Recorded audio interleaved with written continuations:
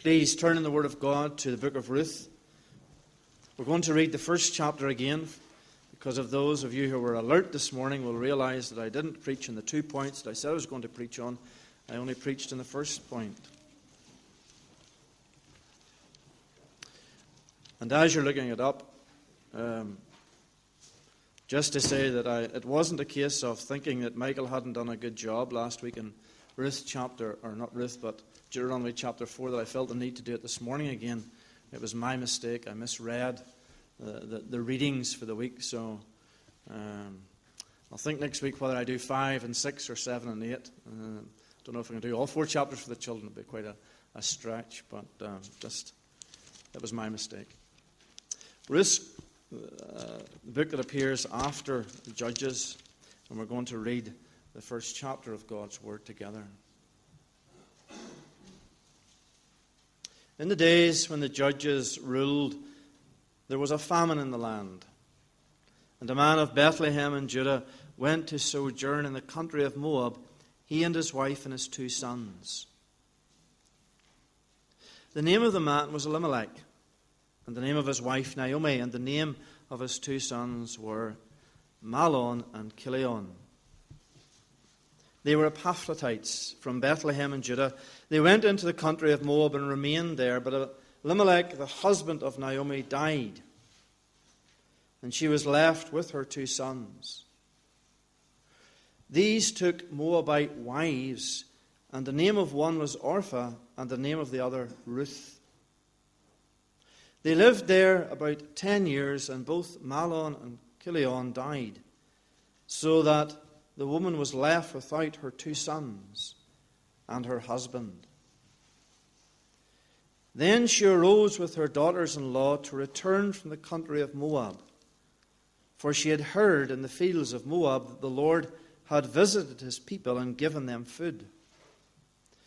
So she set out from the place where she was with her 2 daughters-in-law, and they went on the way to return to the land of Judah.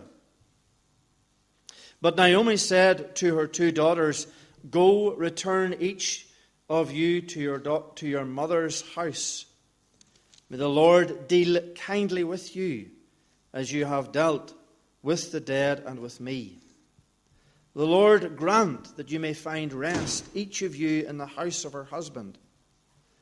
Then she kissed them, and they lifted up their voices and wept. And they said to her, "No, we will return with you to your people." But Naomi said, "Turn back, my daughters. Why will you go with me? Have I yet sons in my womb, that they may become your husbands? Turn back, my daughters, go your way, for I am too old to have a husband. If I should say I have hope, even if I should have a husband this night and should bear sons, would you therefore wait till they were grown? No, my daughters, for it is exceedingly bitter to me for your sake that the hand of the Lord has gone out against me." Then they lifted their voices and wept again. And Orpah kissed her mother-in-law, but Ruth clung to her. And she said, "See, your sister-in-law has gone back to her people and to her gods. Return after your sister-in-law." But Ruth said, "Do not urge me to leave you or return from following you. For where you go, I will go, and where you lodge, I will lodge. Your people shall be my people, and your God my God. Where you die, I will die, and there will I be buried. May the Lord do so to me, and more also, if anything but death parts me from you." And when Naomi saw that she was determined to go with her, she said no more. So the 2 of them went on until they came to Bethlehem. And when they came to Bethlehem, the whole town was stirred because of them. And the woman said, "Is this Naomi?" She said to them, "Do not call me Naomi. Call me Mara, for the Lord has dealt very bitterly with me. I went away full, and the Lord has brought me back empty. Why call me Naomi, when the Lord has testified against me and the Almighty has brought calamity upon me." So Naomi returned, and Ruth the Moabite, her daughter-in-law, with her. She returned from the country of Moab, and they came to Bethlehem at the beginning of barley harvest. Amen.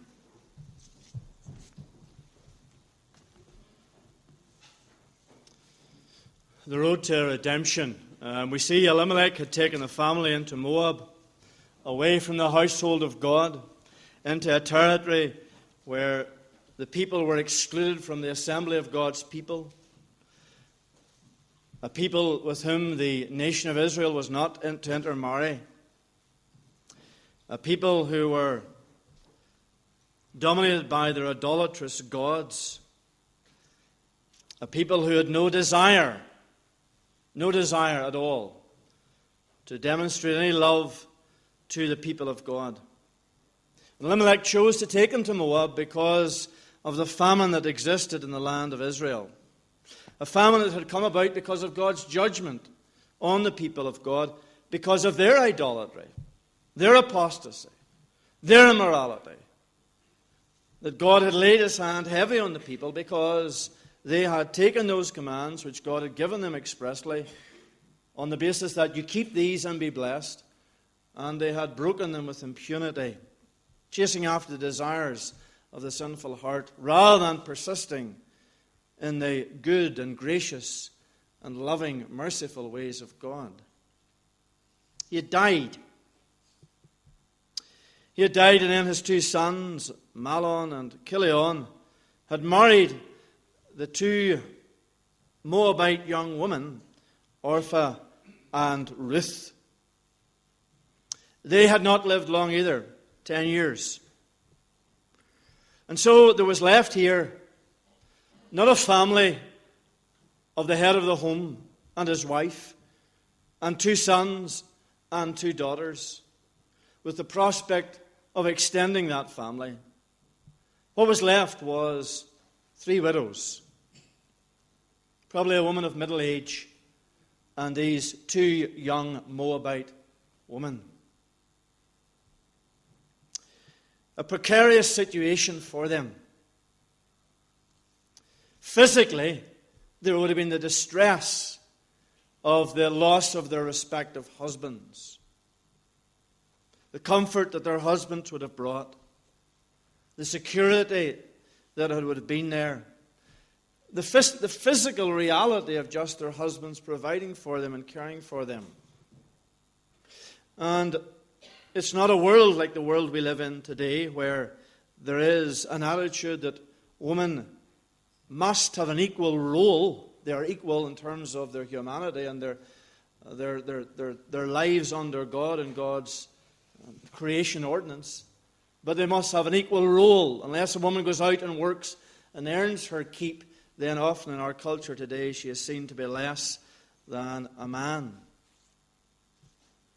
That wasn't the case here. These women would have worked in the home, they would have worked about in the family affairs, and they would have worked with great energy. But now they're forced to go out and find employment. And employment would have been difficult to find. Not everybody would have been rolling up to give employment to 3 women. There would have been pressures upon them to have taken the minimum wage possible. Exploitation was rife, not only in Moab, but in the household of God. Greed dominated. Men wanted to make their businesses grow. When there was the forsaking of the ways of God, then what became the most important thing was to have money, power, and influence. And the way to pursue that was to grow your business. And to grow your business, it's a bottom line. Your expenditure versus your income and your sales returns. And if you can hire people, obviously, on a minimum wage or an exploitation wage, then your profits are going to increase. That will add to your influence. That will add to your power. And so widows suffered the consequences. Hence the reason why God gave repeated warnings to care for the fatherless and widow. That's why in James chapter 1, verse 28, it says that true religion the religion that pleases God, is to care for the fatherless and the widow. Very practical outworking of the work of grace in our hearts. And so these three women, by these deaths, are thrust into a world of loneliness, a world of having to provide for themselves, a very difficult world, a world with little prospect. Then we read that the road to redemption begins. And it begins with a decision which Naomi takes. She's in the fields working.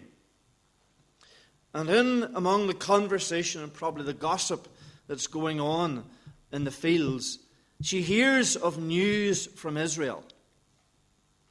And it's wonderful news. It's news of the fact that the Lord has visited his people. And that this visitation of the Lord has brought food. The most essential commodity for the physical body to work, food. The famine had been induced by the sinful rebellion of the people. The Lord had withheld the rain, or the Lord had sent in the enemies to deprive the people of the harvest that they had gathered in, and so they were left with nothing.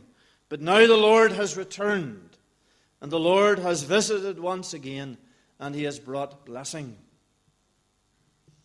It's a wonderful thing when the Lord visits. We're told in Genesis chapter 1 of the Lord visiting Sarah. The Lord visited Sarah as he had said, and the Lord did to Sarah as he had promised. And Sarah conceived and bore Abraham a son in his old age. The Lord visited Sarah. She who was without child, she who had no prospect of child, she who was beyond bearing child, she who had laughed at the very idea of having a child, conceives. And how does she conceive? She conceives because the Lord visits her. The Lord comes to her. And the Lord enables that which is impossible to become possible. In Psalm 65, the psalmist writes of the Lord visiting the earth and watering it. And as a result of the Lord visiting the earth with rain, he greatly enriches it. He facilitates the seed to germinate, the seed to grow, the plant to grow, and a harvest to be produced. The blessing of the Lord's visiting. But there was another kind of visiting by the Lord. It didn't bring blessing, it brought judgment. Jeremiah speaks of it. The visit of calamity. The visit of punishment. It's a visit that is brought on by the sinfulness of God's people. There is a consequence to our choices and our decisions. There's a consequence upon us individually. There's a consequence on us as families. There are consequences upon us as a nation for the decisions that we make. And when the choices or the decisions that we make show a heart that wants to throw off the righteousness of God, shows and demonstrates a desire not to run to God, but to run after our own ways, then the Lord does visit. He visits and he brings calamity. And just as the blessing of the Lord is amazing and astonishing, in the case of Sarah, a child when she was beyond the capacity to bear a child, the joy that that brought, and the joy of the harvest to people who were in desperate need for food. So that measure of blessing that brings unqualified and immeasurable joy also comes with force when it brings calamity. It's not just simply a little tickle on the back of the hand. When God brings calamity, he brings calamity for a reason. Because those who are hard of heart and hard of hearing, those who are hard of seeing, those who are hard of pursuing after God, they need to be brought to a point where they will realize that their wrongdoing is unacceptable to God, and it's not merely an inconvenience to God. It's not merely something that God looks upon and thinks, well, it would be better if this didn't happen. God is of such holiness that he demands a purity and a righteousness. He will not in any way tolerate sin. Sin he understands to be that which destroys us.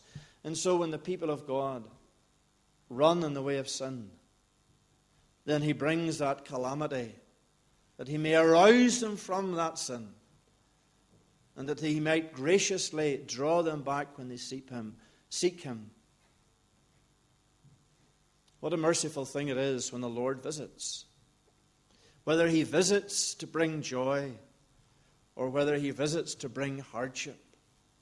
When he visits to bring joy, he does what he promises. And when he visits to bring hardship, the purpose is to restore us back to him. When the Lord visits you,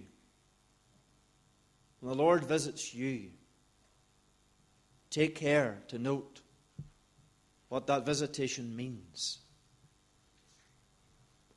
Don't think lightly upon it. And so Naomi responds to the good news of what the Lord is doing. She hears the good news. She receives the good news. She considers this good news that the Lord has visited Israel and given food. And she responds to it. She responds positively to this news. And is there not a challenge in that for us? When the Lord does visit and he speaks to us, that we should not only take care to hear, but that we should take care to actually respond. Think about it.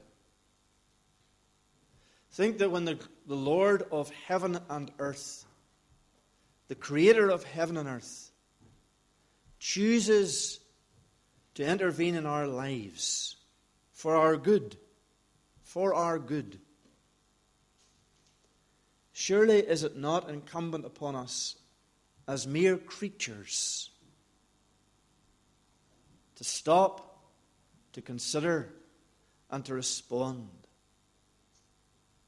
What speaks it of our hearts if we choose not to respond?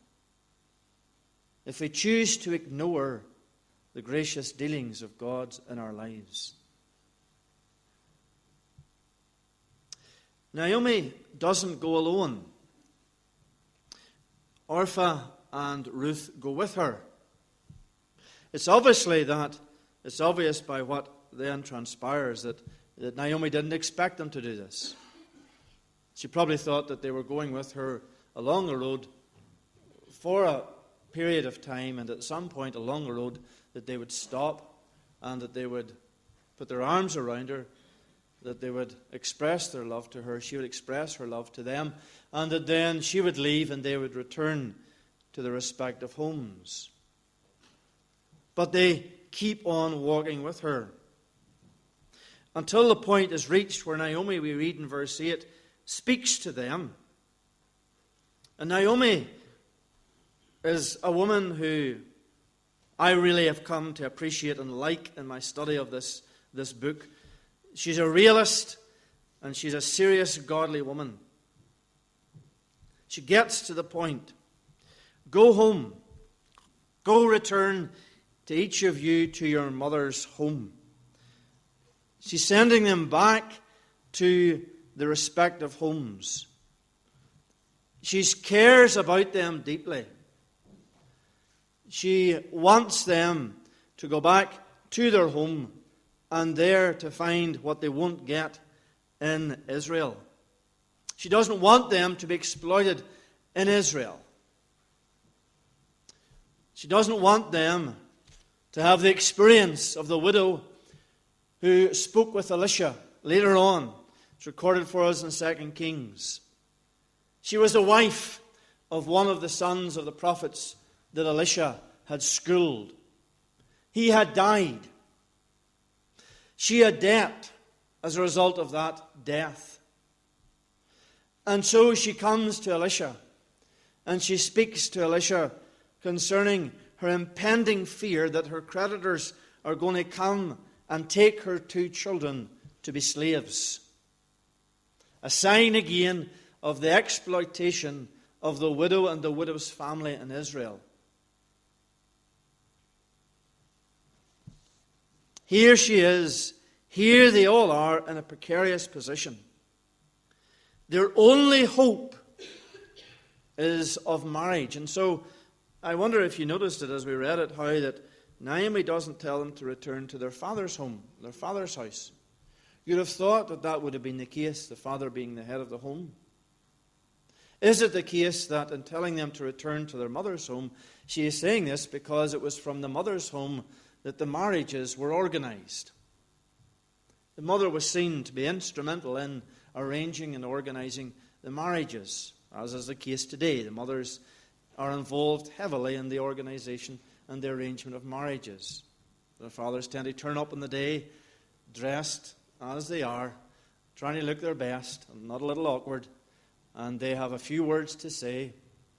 I do. In other words, not I do. I give away this daughter of mine. And it all flows relatively easily. And then they stand up the next morning and they get up and they realize that their daughter has actually left home. And they stand in their bedroom and they look into the bedroom and think, she's actually gone. Our lives have changed. Something that the mother has been thinking about for weeks or months before it dawns on the father on the morning after the event of the wedding. And so Naomi sends these 2 women back to their mother's home because, you see, they're still young. They're still well within childbearing age. And the prospects of them for them is that they would get married and that they would have children. Suppose the question could be asked, why does she not take them to Judah? Why does she not take them to that place where they will hear of God? It's a fair question, isn't it? Why would she send them back into the godless, idolatrous nation of Moab? Well, without making any excuses for her, the reality is that when she looked at it from a human point of view, she just couldn't see a way forward. She couldn't see how she was going to provide for them. She would have trouble enough providing for herself.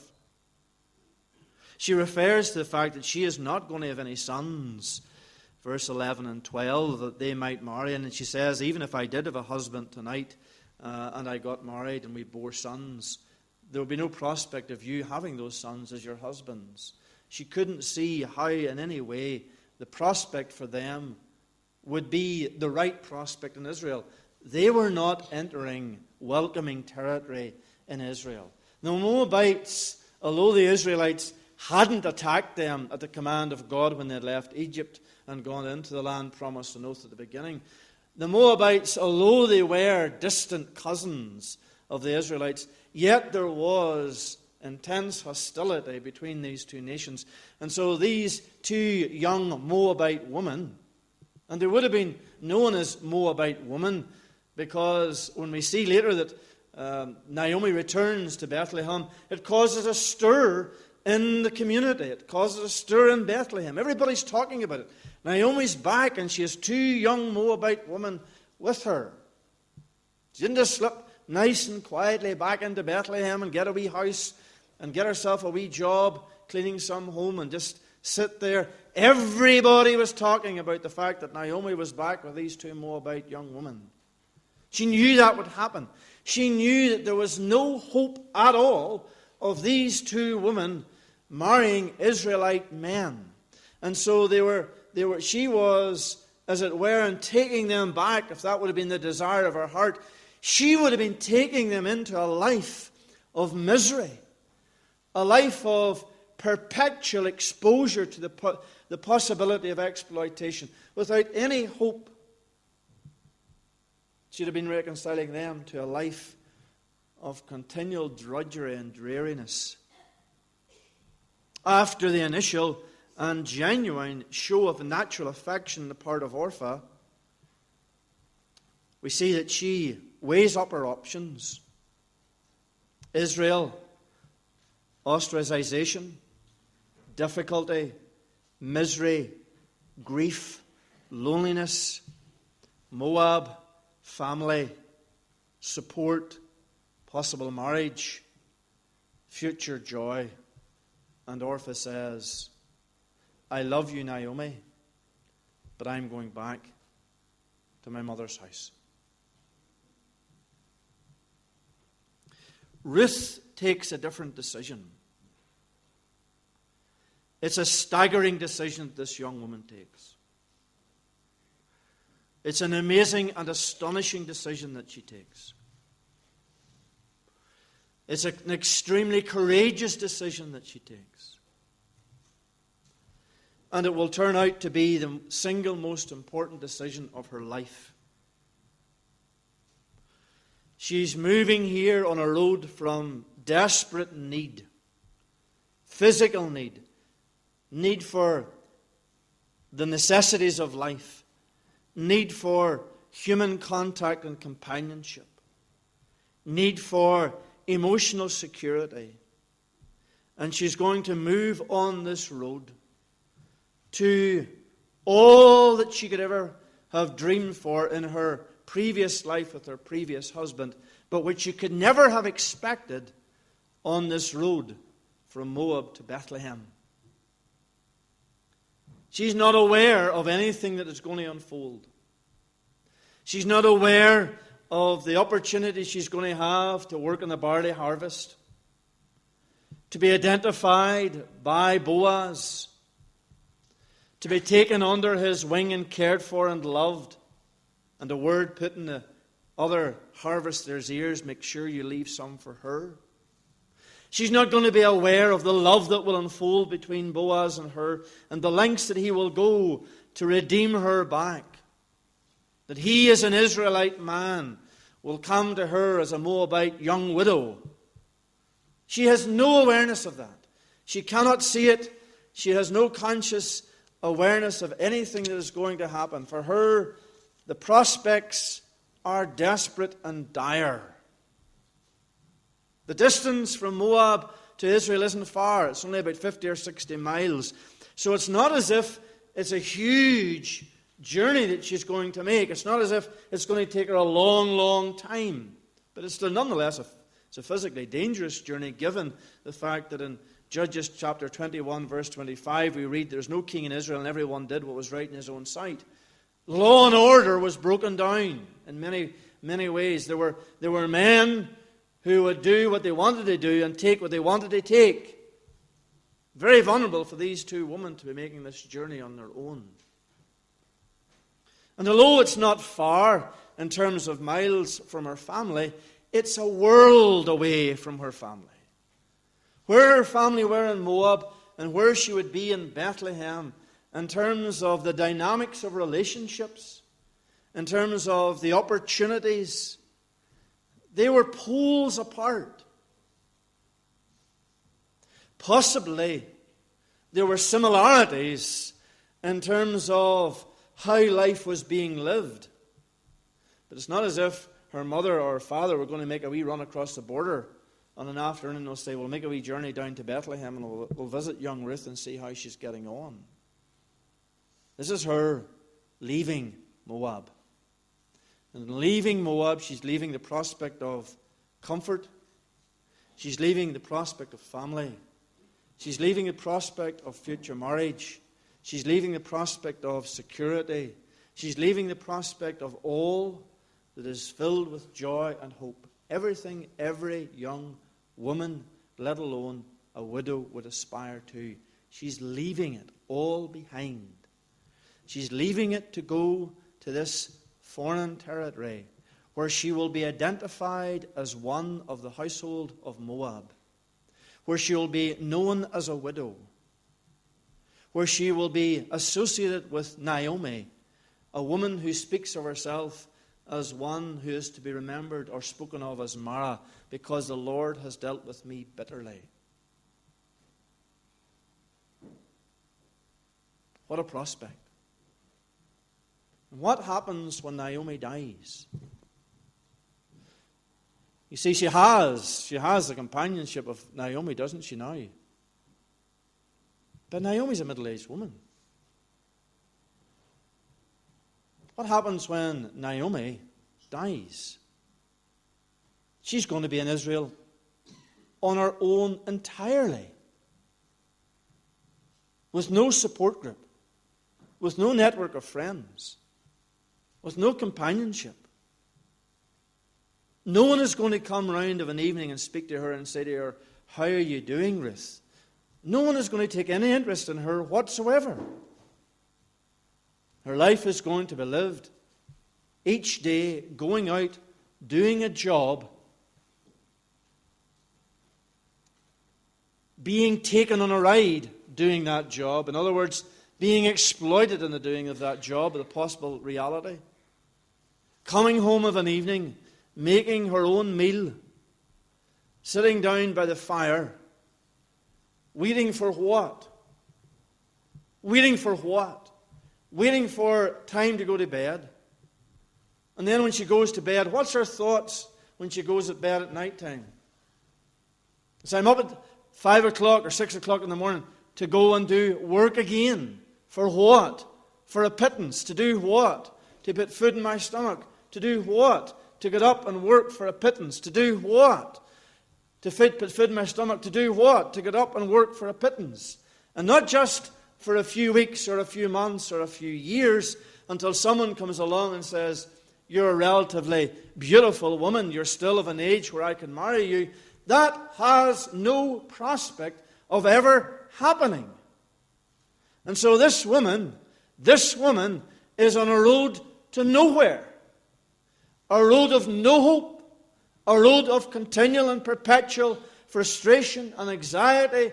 A continual looking back over her shoulder saying, "Why did it happen to us?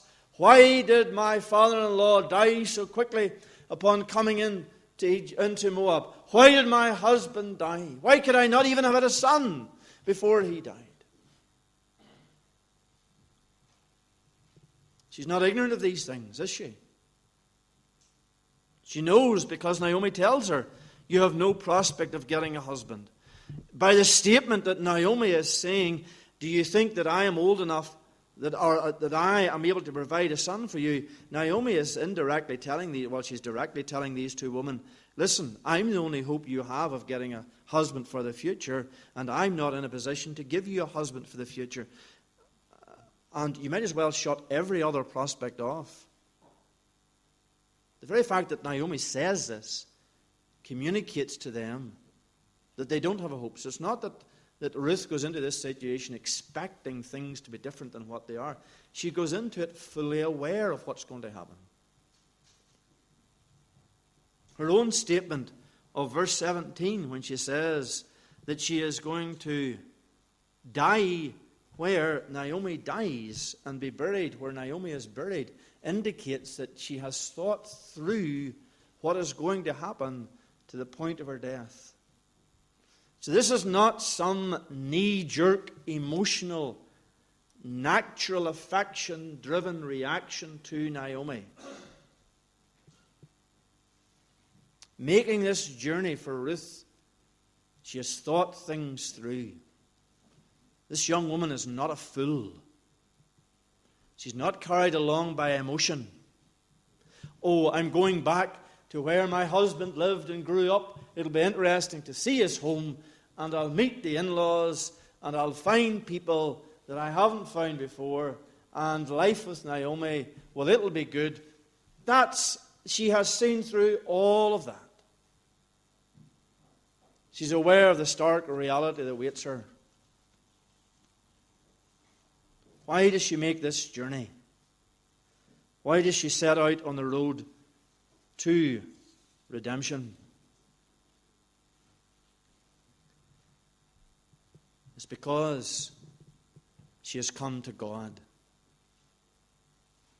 She has been brought face to face with the one true God of the household of Israel.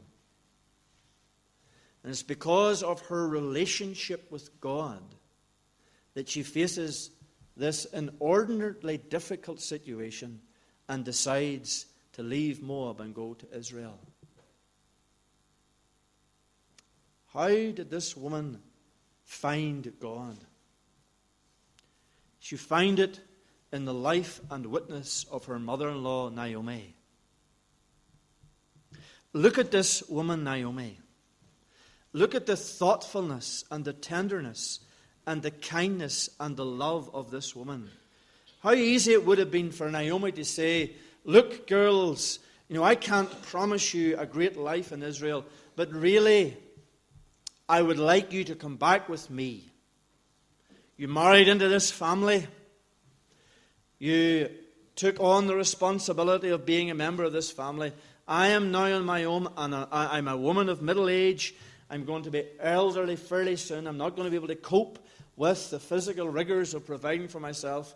And I think it would be good if you would think about accompanying me back to Israel. I think that there are things that you could do that would make my life easier. I can't promise you much, but at least you should give that a thought. There's none of that. Naomi is realistic. Naomi is honest. And Naomi is tender. Go home, girls. And as you go home, may the Lord deal kindly with you. Verse 8. May the Lord grant that you may find rest, each of you in the house of her husband. There's love here. There's tenderness. She's not thinking about herself. She's thinking about them. And 3 times in verses 11 and 12 and 13, once in each verse, she speaks to them as my daughters. My daughters.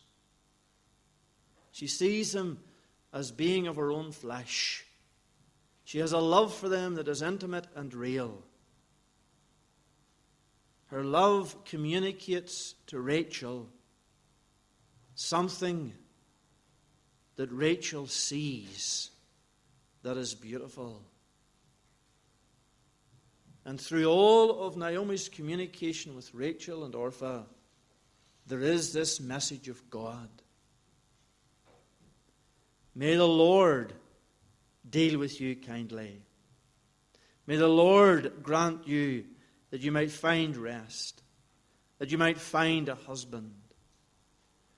You see, everything in Naomi's life comes under the scope of her relationship with God. And her faith in God is steadfast.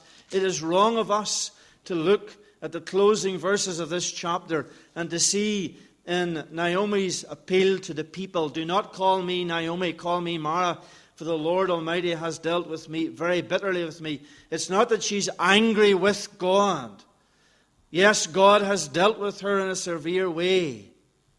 But she's coming back. Why is she coming back to Bethlehem? Because the Lord has visited. The Lord has come again to His people. The Lord in His mercy and His grace is not going to destroy His people. And she's coming back. She's coming back realistically. She's coming back under this cloud of the Lord having dealt heavily with her. But there is a realism, there's an honesty, there is a desire to be with her covenant God. And it's because of her love for her covenant-keeping God. El Shaddai, you are the God of the covenant. You are the God of promise. You are the God of truth. You are the God of mercy. You are the God of grace. Your love abounds exceedingly. It's because of Naomi's love for God. A real love. A love born through real hardship. An astonishing thing. This love of this woman for God after all she's been through. The husband she loved dies shortly after he takes him into Moab. The 2 sons that she had given birth to, carried for 9 months in her womb, given birth to, and then nurtured and loved, cared for, fed, they die. She's left in an alien land. Surely if anyone was to say, God, what are you doing? Why are you doing it? And if there is a God, then I've given up on Him. It was this woman. If God was real, He wouldn't have allowed me to find myself in this situation. Many people have said that. through an illness. If God was real, He wouldn't let this happen. Through the loss of a loved one. If God was real, He wouldn't let this happen. If God loved me, surely He wouldn't have allowed this to happen. If God cherished my love for Him, then He would not have allowed this to happen. And here is this woman who'd experienced not one death, not two deaths, but 3 deaths in her family. And not just 3 deaths in her family, the 3 deaths of those who could provide for her, physically and emotionally and comfort-wise. And yet, what do we find? The Lord has dealt with me heavily. And yet, what does she say to these 2 women as she sends back? It's astonishing. May the covenant-keeping God of Israel deal with you, a Moabite young woman, kindly. She understood, you see, that the grace of God was just not for the household of Israel. She understood it wasn't just for the people of God, that God would be merciful and gracious to all peoples. And that she understood that the Lord was the granter of husbands and wives. And it's this love that Naomi, that permeates, this love for God that permeates Naomi's life, that speaks to Ruth. She sees in Naomi, and she hears in the voice of Naomi, a voice of one who is not angry at God, who is not resentful towards God, but she sees one who is passionately in love with God. Even through all the terrible experiences of her life, yet this woman loves God. It's not beautiful. Absolutely beautiful. It's not a beautiful thing. Thank God for godly women who experience real difficulties in life. And yet they love the Lord. They love Him. They love Him. They make decisions that take them to God. Take them to God. Naomi should have been heading far from the household of God, given all that God had given her. She should have been moving as far and deep into Moab as she could. No, she's up and she's back to Bethlehem. And everything in Bethlehem will remind her of her life before she went to Moab. But she goes back because there's God in the household of God. What a beautiful thing. There's none of this light, emotional, frothy, isn't God great about this woman. This woman has experienced life and the hardships of life and the pain and grief and the difficulty of life. And where is she found? She's found going to God. Going to God.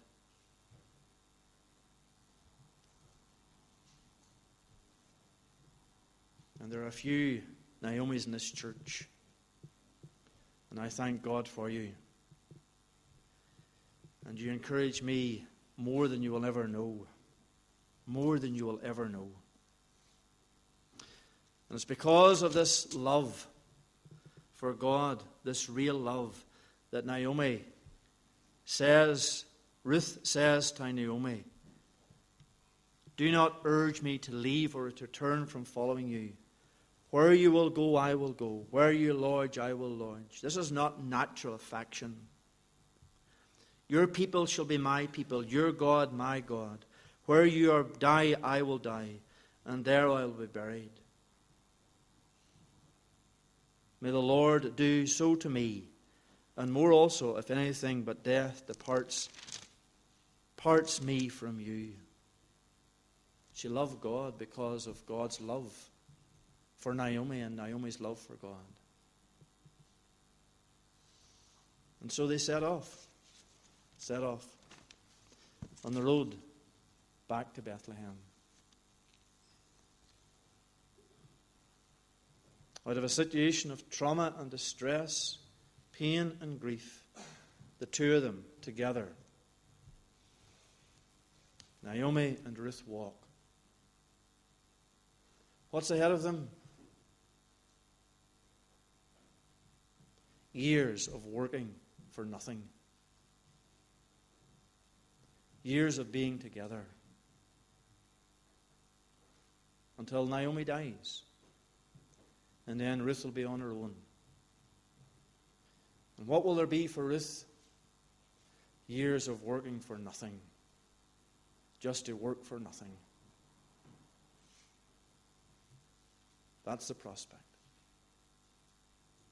But they love God. They love the Lord. And their hope is in Him. And they will not be disappointed.